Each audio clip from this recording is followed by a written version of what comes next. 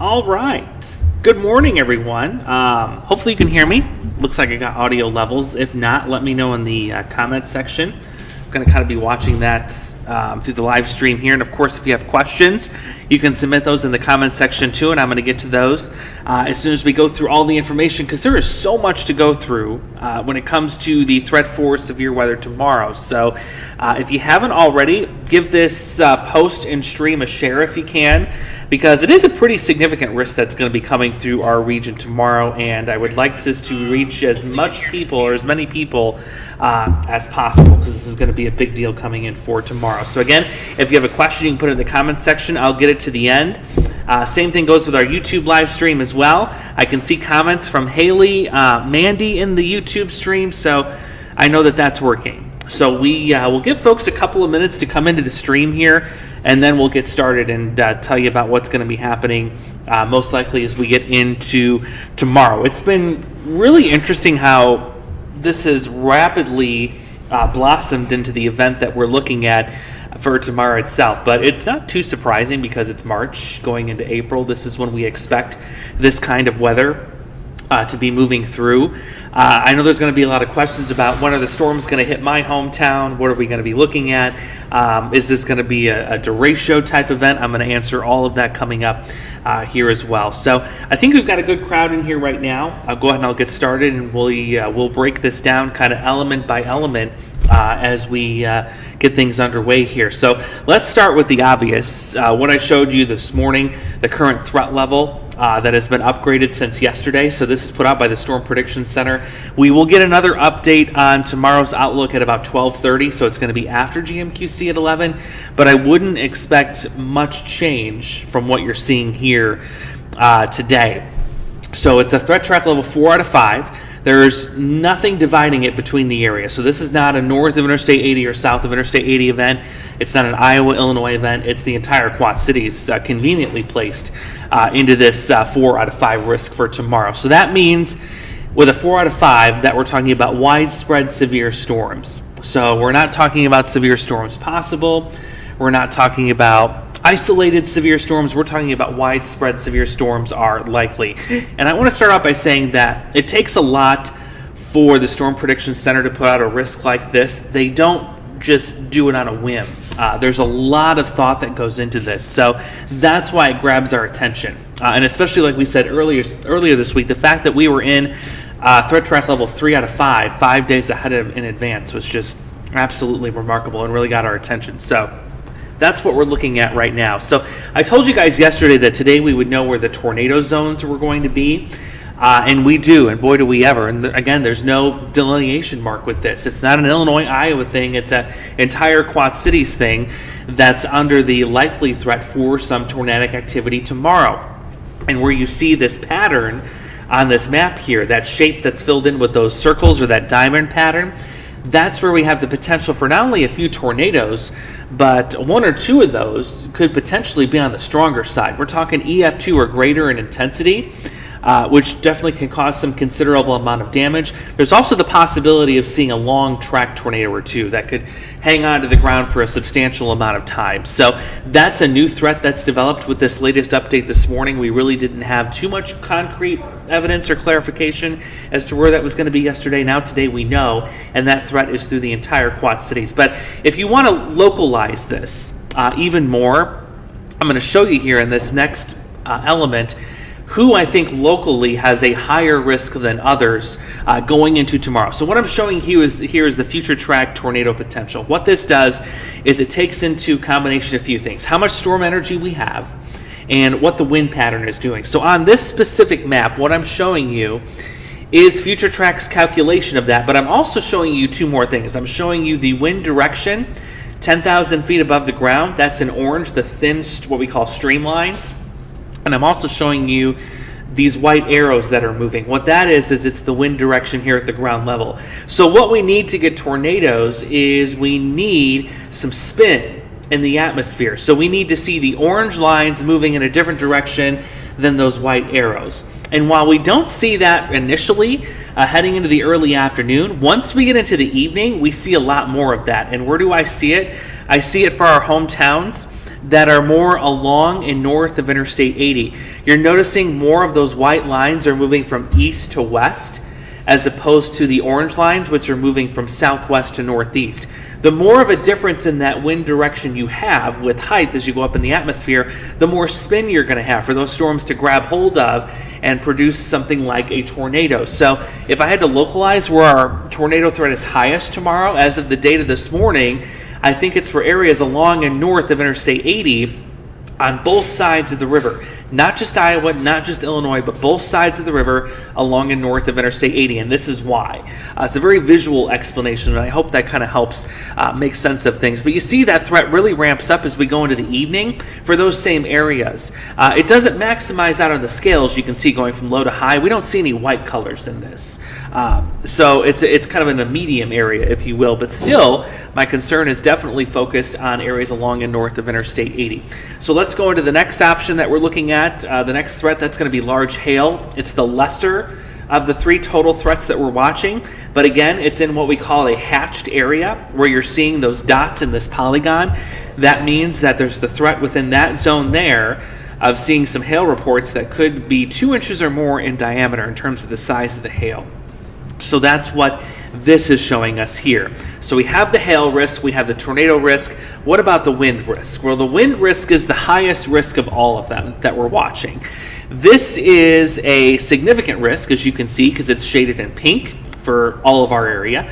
It's also hatched again. You see those little diamond shapes or circle shapes.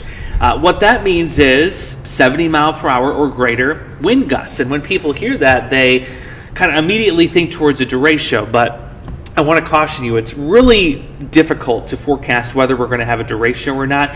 You have to remember that those type of events, they have to meet certain criteria. You have to have wind gusts topping a certain speed for so many hours in such a distance, so you really can't forecast those ahead of time. You also have to remember what time of year we're in. This is not summer. This is barely getting into spring, so we don't have that deep moisture or that deep storm energy, a ton of it sitting around. So it's a whole different type of atmosphere and environment compared to what we would have, say, during the summer. So that's what we're looking at there. I want to throw that out there. So let's summarize this, put it into one graphic because it answers a lot of questions. A, when are the storms coming? And what's the biggest threat that we're looking at? So the timing has not changed. It's from 3 in the afternoon until 8 o'clock in the evening, working from west to east. So if you live west of the Mississippi River, west of the Quad Cities, you're going to be seeing these move in, I would say, likely around 4 or 5 o'clock. Here in the Quad Cities metro, you're going to be seeing these between 5 and 6. And then as you go east of the Quad Cities towards Princeton, towards the Sauk Valley, Dixon, that area there, into Whiteside and Lee County, this is after 6 o'clock, getting into the evening hours. You notice the tallest bar on here is the damaging wind threat. Again, that's the one that's highest, what we're going to see the most of report-wise tomorrow in terms of storm reports. The lowest is hail. It's kind of got the lowest threat with these storms. But notice the tornadic threat is not 0. It's a level 3 out of 5, so it's certainly elevated, and I'm not surprised, especially given that we're going to be fairly close to the area of low pressure. That's the kind of wind pattern you need to kind of get some of these storms to start rotating and spitting out tornadoes. So let's go through Future Track, see what its idea is of what's going to go down tomorrow. We are going to have some showers and thunderstorms after midnight tonight. I'm not expecting any of those to be severe, but I am expecting that to potentially make for a little bit of a messy start tomorrow morning, and you'll see what I mean. So I'm taking you through the morning. This has been an interesting scenario that our in-house model is portraying here, and this is a cluster of thunderstorms trying to develop as early as 11 o'clock tomorrow morning, and it may try to do that. We are going to already start to see some storm energy building in. These could potentially turn severe early on for areas, as you can see here, north of I-80, but that's not the main show. That may be just an appetizer, if you will, as to what's going to come in tomorrow evening. So we'll watch what happens with that line. But the line that you're seeing here now starting to develop west of us, that's the one that has the biggest potential for severe weather. So let me back this up a little bit so you can see the evolution of how this works in. So storm development, we're still saying, is going to be after 3 o'clock. If you're west of the Quad Cities, you're hit first with that. But notice how they ramp up as they get here in the metro. And I also want you to notice another thing, too. Notice that these storms, they haven't yet formed a solid line. So they're still what we call discrete. They're still on their own. They're not interacting with other storms that could potentially choke themselves off. So if storms remain like this as they come into the metro, where they're by themselves in little clusters, that's what enhances the severe weather threat in terms of tornadoes, large hail, and damaging winds for us tomorrow.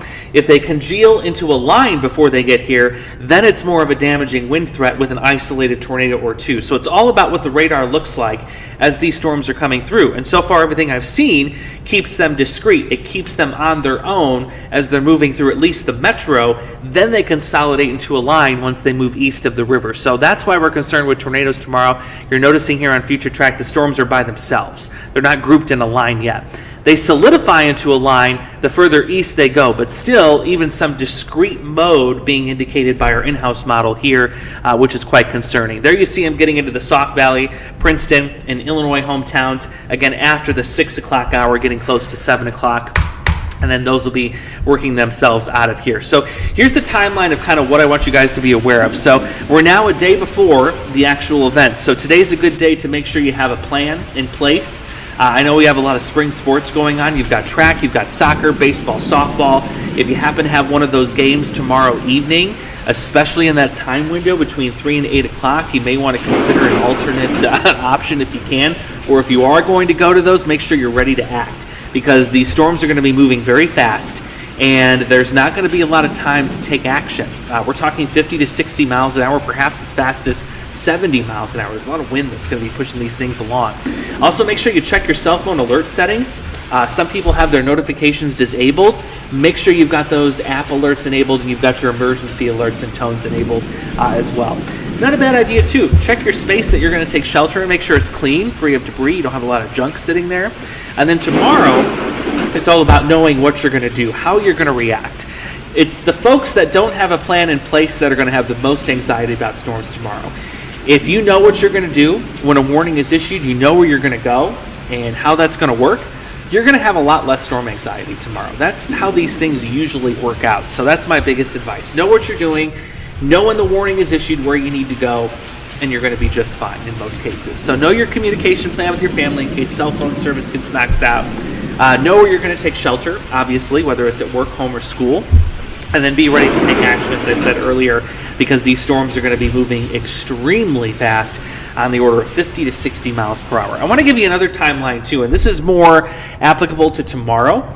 Of course, everybody knows a watch versus a warning, so I'm going to skip that. At least most of us do anyway. But this is the timeline that we're going to do tomorrow. So I'm doing this chat here at 9 o'clock today. We're going to do another one same time tomorrow.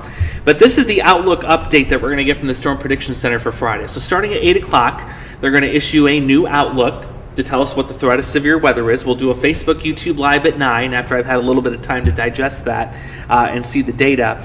There'll be another Outlook at 11:30. Most of the time we can catch that update during GMQC at 11 if they get it out on time. And then we'll expect storm development to begin at 3 o'clock tomorrow afternoon. And we also, by the way, get another Storm Prediction Center update at 3 o'clock tomorrow afternoon, too, on the threat, too. So that's the timing of all of this. And I hope that kind of helps. Again, 3 to 8 o'clock is when I'm expecting the majority of us to see these storms. I will say that this particular system does not need a lot of storm energy to get something brewing. When you're looking at the ingredients list for this, the wind shear is incredible that's coming in with this system. That changing of wind direction with height. And sometimes, in some cases, that wind shear can override any lack of storm energy that we may not have. So it's not going to be one of those cases where I'm going to say, look out the window, and if it's cloudy, you can let your guard down, because that's not going to be the case. We're in that time of year where you don't need a lot of storm energy for these type of events to take place. So that's my advice. That's the latest assessment that I've got for you guys this morning. I'm going to go through the comments, see if we've got any questions, anything I can further clarify.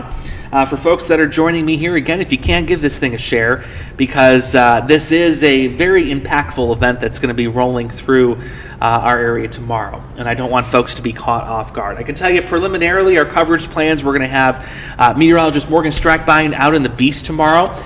We are going to beef up the people that are going with the Beast, because this is kind of a more dangerous situation, if you will. So we're going to have Josh Lamberty, and also likely one of our other staff members. We'll have 3 total people in the Beast so that we are as safe as possible. We'll have somebody navigating, somebody watching radar, and all that good stuff. So that's our goal. We want to encourage safety, and that's exactly what we're going to do. We're going to practice what we preach tomorrow and make sure Morgan's got all the support that she needs. I'll be back here in the afternoon and evening with Chief Meteorologist James Zahara, manning things here to make sure that we've got everything that we need going out on air, online, all of our platforms, our streaming platforms, forums, and of course also on social media too. Now, if you haven't already and you don't have the News 8 app, grab it, because we can live stream through that. But also, if you're on our YouTube channel right now, subscribe to that. We're going to do our darn best to get that stream out to every single platform as things get cooking here tomorrow afternoon and tomorrow evening, so that everyone knows exactly what is going on, because it's going to be a very, very busy day. So I'm going to go through our YouTube page first, because it's nice that I can finally see some comments on the YouTube page. I feel like you guys get neglected a little bit because we can hardly see your comments most of the time. But right now, I got a couple of questions here. Haley's saying she's scared in rock falls. It is a little scary. We don't want to make this frightening by any means. We just want folks to be prepared. I'm not saying this is Armageddon coming through. Your town's going to be wiped off the face of the earth. This is not what we're conveying. What we're saying is we want folks to be ready for what's going to be coming our way tomorrow. We don't want folks being caught off guard saying, oh, the storm came in without warning, because we've been talking about this all week on how tomorrow is going to be a pretty volatile day. So as long as you have a plan, you're going to be fine. It's people without a plan, the ones that panic, those are the ones that are going to get themselves in a pickle tomorrow. So that's what you want to do in terms of getting yourself ready. Reddington is wondering, on a scale of 1 to 10, how bad is it going to be tomorrow? Well, if you take the scale we've got right now, 4 out of 5, you do the math, that's like 8 out of 10.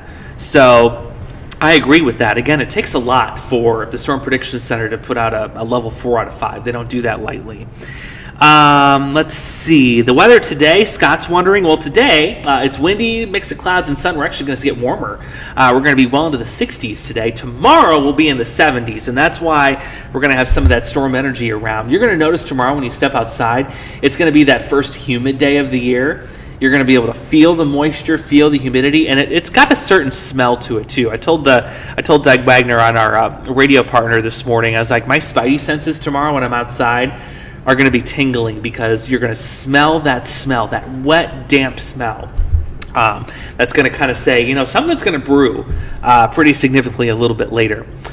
So that's the forecast for today. We've got Dave. We're going to see what happens, Dave, with that. That's going to be interesting. If that late morning, early afternoon segment can really expand in coverage, that may impact what comes in here later. So what Dave is talking about, let me take you back to the graphic.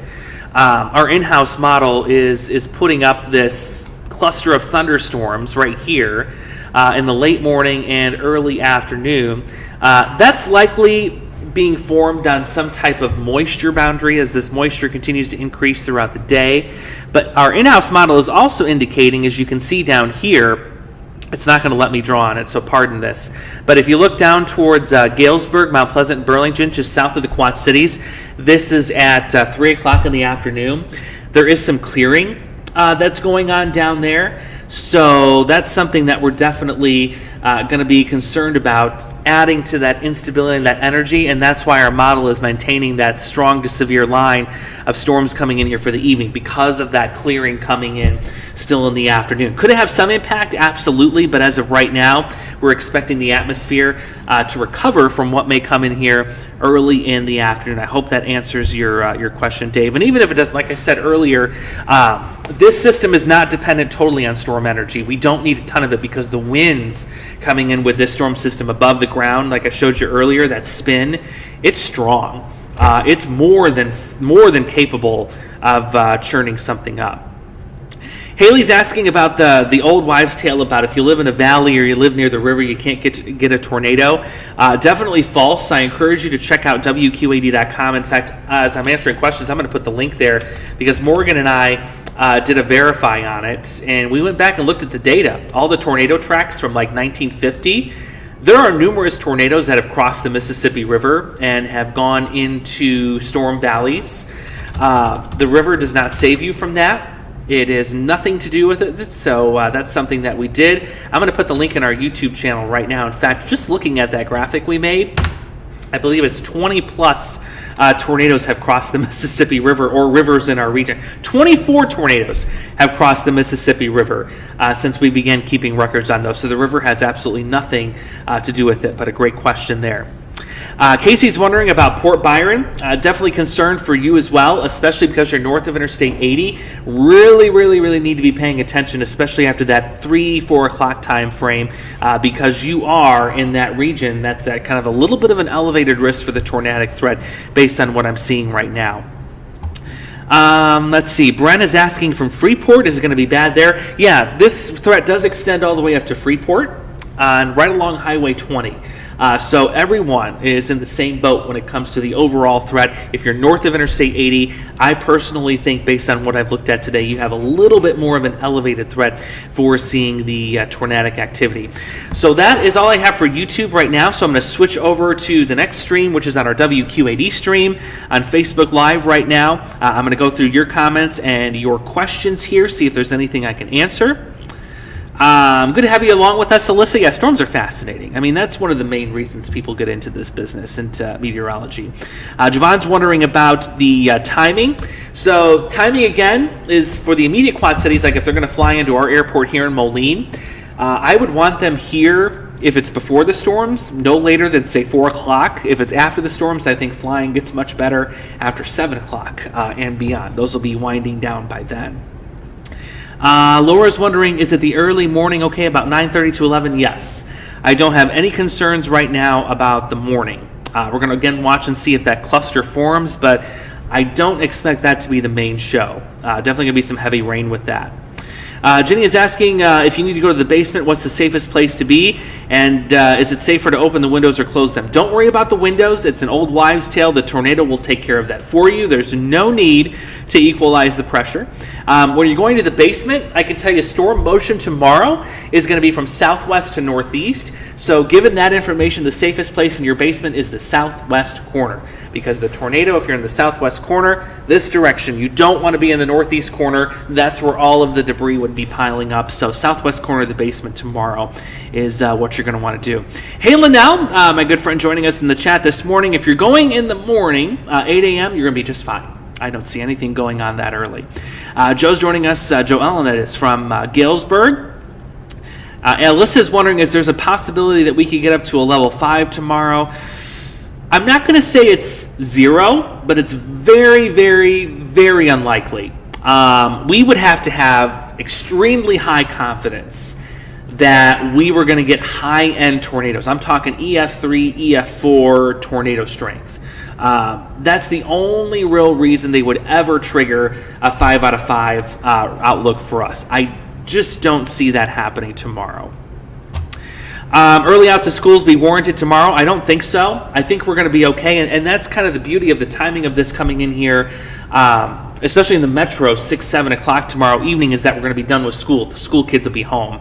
So I don't necessarily think we're going to need early outs tomorrow. I think the timing is going to be late enough, especially if kids can get home before that 5 o'clock hour, even west of the Quad Cities. I think we're going to be in good shape. Abby, hopefully I mentioned or clarified that for you. Again, the threat is between 3 and 8 o'clock, working west to east. So if you're furthest west of the Quad Cities, close to Iowa City, it's 3 o'clock.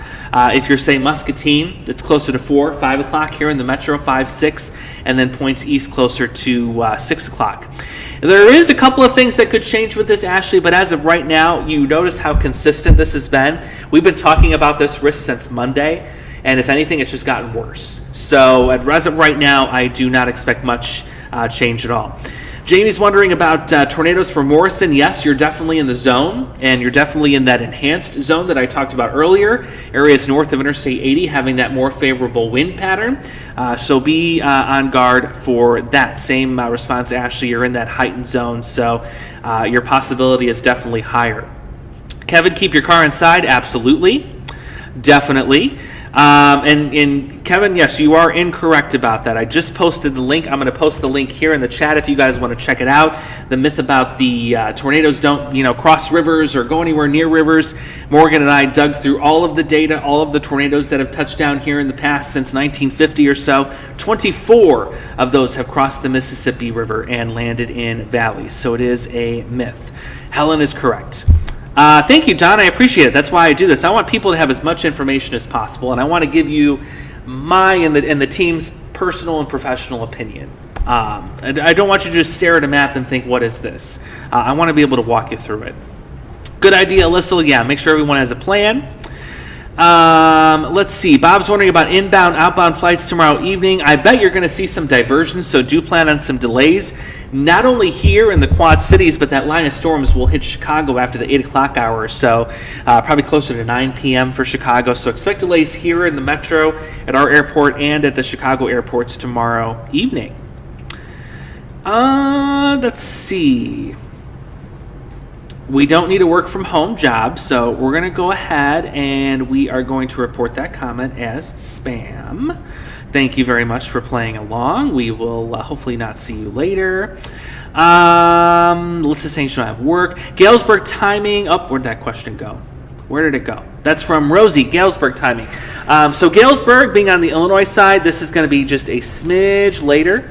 I'm going to go with, I agree with the timing on our in-house model. I believe this is after a 5 o'clock event for you, so between 5 and 6 in the evening for Galesburg. Alyssa's wondering, what about if you do not have a basement available? If you don't have a basement, the interior room, most oftentimes in a structure, apartment, and house is a bathroom. You want to find the room that doesn't have an outside wall. That is a wall that is touching the outside of the house. You want it to be in the center of the building.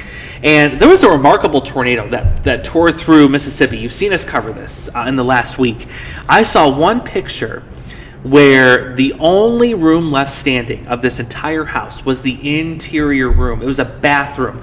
All the walls were still intact. The rest of the house was blown away. I could not believe it, but that's further proof that the interior room saves your life when you don't have a basement. So find yourself a room that has no walls touching the outside, no walls exposed to the outside. That's the room that you want to be in.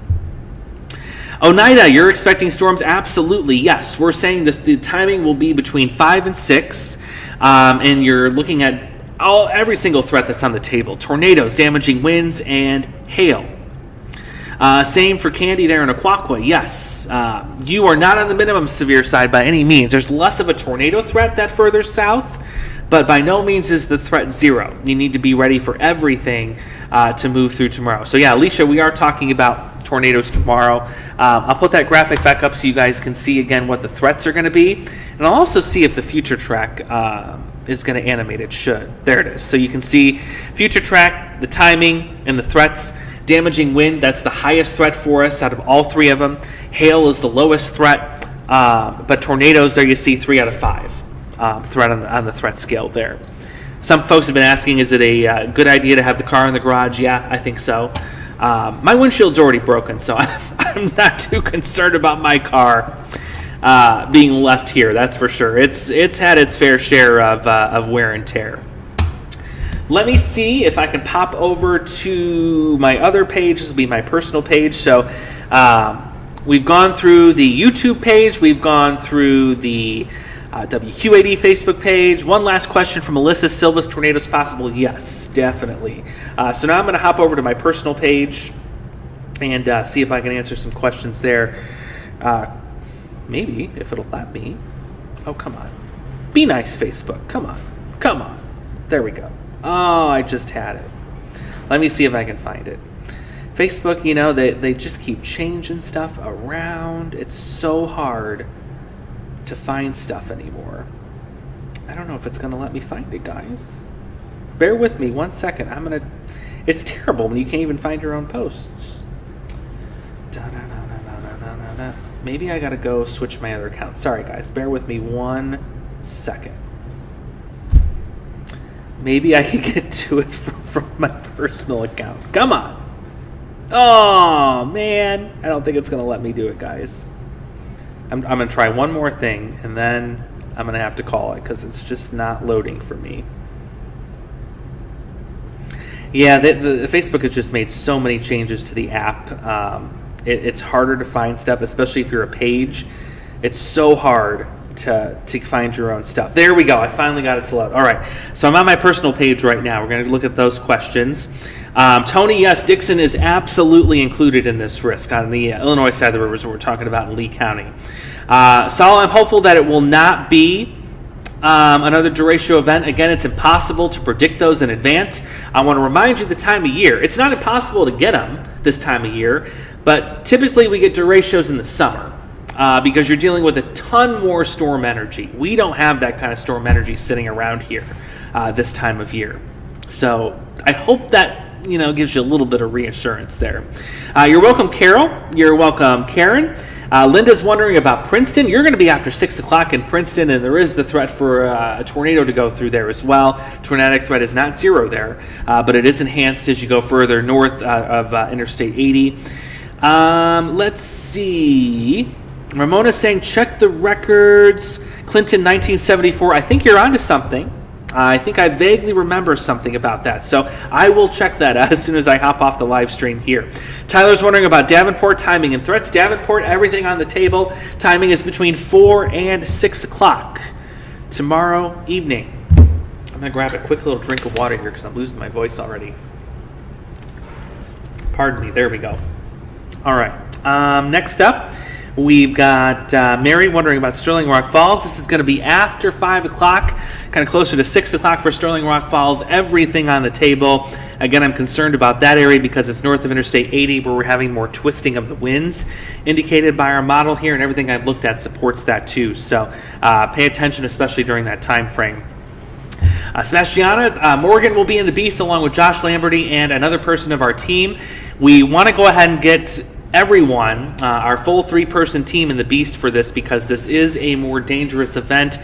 We want to make sure that we're playing it safe, practicing what we preach, and that's what we're going to do tomorrow. So the Beast will be out. Morgan, Josh will be in it along with a third person. We'll have eyes on the road, eyes on the radar, eyes on the map so we can get you the best position as possible to see what's going on with these storms as they begin coming in. You're welcome, Lorraine. And we've also got, let's see, Chandler. Will Interstate 80 westbound from the Quad Cities around 6:30 be safe to travel? If we're talking 6:30 p.m., it's getting better because these will be heading east of the Quad Cities right after 7 o'clock. If you can hold off another hour and make it 7:30, it's even better. I know it's a big night for the Hawkeyes tomorrow night. They're going to be opening up the arena. I think that's at 7. Which that timing's a little better because by then Iowa City's going to be well in the clear after that. So I hope that helps. And I think with that, we're caught up. I'm going to go back here. Just a couple of last-minute questions on the WQAD Facebook page. Alicia's asking about Dixon and Amboy. Yes, after 6 o'clock. And you are in that area that could potentially see a little bit better dynamics for tornadoes. That's what we're looking at there. Angela, Davenport, Iowa, timing is between 4 and 6. Tornado certainly possible, damaging wind the highest threat. Tammy's wondering, what about if you don't have a basement? So give me 1 second here. I'm going to go down to my severe weather stuff, safety stuff. Eric Sorensen, before he left, used this graphic, and I love it because it's a good visual that shows you where you shouldn't be and where you should be during a tornado and things like that. So interior room if you don't have a basement. And what I mean is you want a room that doesn't have any walls that are attached to the outside of the house. So you don't want a room that's like right in the front of your house, right off the porch, anything like that. You want something in the center of your home. Because like I said earlier, I've seen more than one picture coming out of that Mississippi tornado that was preliminary rated an EF4 where the whole house was gone, but the interior room was still standing remarkably. I mean, by the grace of God alone. But that's why we say interior room if there's no basement. No windows, a room with no windows, so it's a closet. If it needs to be a closet, so be it. If it's this big, hey, that's better than nothing. If it's a bathroom, get inside the bathtub, blankets, pillows covering you from impacting debris. So that's what you want is that interior room. If you can do the bathroom, if it's in the middle of your house, better yet, get in the bathtub. I've heard of stories of people surviving in the bathtub. I mean, as crazy as it sounds, it's not a bad idea, honestly. One last thing before we go, and a reminder, we're going to do this again tomorrow at 9 o'clock in the morning, because tomorrow is the day. Tomorrow is the big day. Tomorrow is where we're not going to get any new data. Everything that's going to happen is going to be set in stone, and not really anything is going to change. But there you see the hail scale. And when we're talking about that threat for 2-inch hail or larger, so 2-inch hail is the size of a tennis ball. That's pretty big. I'm hoping we don't have that. Again, it's the lowest risk out of all three of them. The damaging wind threat is our biggest risk tomorrow, but that gives you an idea of the size of the hail that could be in here for tomorrow. So I really hope that helps, guys. Again, if you can give this a share on your page, because I want as many people to be informed as possible tomorrow. That way they're ready to go. So I'll see you guys coming up on GMQC at 11. We'll talk more about this. And then we'll do another live stream tomorrow morning at 9 o'clock, same time, same place. And again, we've got you covered. All of us will be in here tomorrow. I'll be with James here in the studio. Morgan Strackbein will be out on the beast with Josh Lamberty and another person to be determined, but we want to have that be as safe as possible so we can keep you guys ahead of the storms and what they're doing. So remain alert. Grab the apps if you haven't already. Make sure your notifications are on. And I hope to see you guys at 11. If not, I'll see you guys tomorrow morning. And, of course, we'll do this all over again starting at 9 o'clock. Enjoy the rest of your Thursday and enjoy those 60s. That's going to feel great.